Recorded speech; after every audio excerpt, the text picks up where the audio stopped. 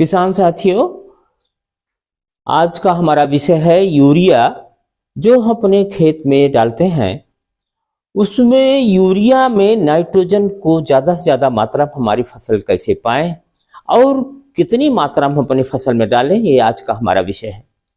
देखिए, जो आप चार्ट देख रहे हैं यूरिया का, इस यूरिया का जो रासायनिक सूत्र है ये NH2CO होता है।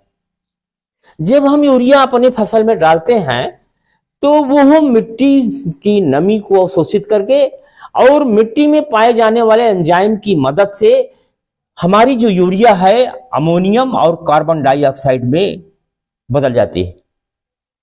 कार्बन डाइऑक्साइड गैस तो वो हवा में जाकर के मिल जाती है, लेकिन जो अमोनियम गैस है, यदि हमारे मिट्टी में का जो pH मान है 7.5 से ज्यादा है तो वो अमोनियम के रूप में बदलकर वो हवा में उड़ जाती है।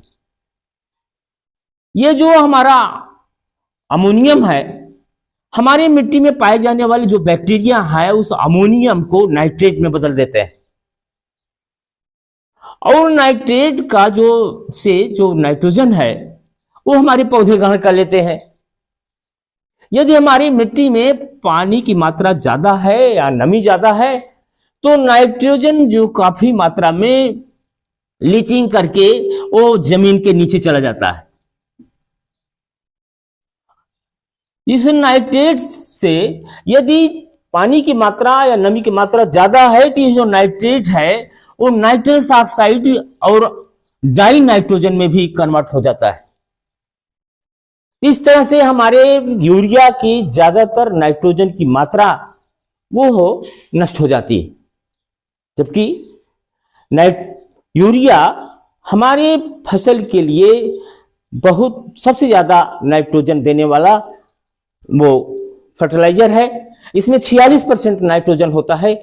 इस तरह से पूरी फसल को हमको नाइट्रोजन की मात्रा तिहाई लगभग 20 से लेकर के 21% से हमको मिल पाती है। इसलिए किसान भाइयों को चाहिए कि अपने फसल में यूरिया डालने के पहले ये इस बात का ध्यान रखें कि या तो ज्यादा नमी ज्यादा ना हो अथवा हमारे सूखापन ज्यादा ना हो। इस बात का जरूर ध्यान रखें। और यूरिया के छिड़काव के पहले जितना हमको अपनी फसल में छिड़काव करना हो उसको हम 3 से 4 भाग में बांट करके 3-4 बार में हमें अपनी फसल में छिड़काव करना चाहिए। इस तरह से छिड़काव करने से हम यूरिया से नाइट्रोजन की ज्यादा से ज्यादा मात्रा हम अपनी फसलों में ले सकते हैं।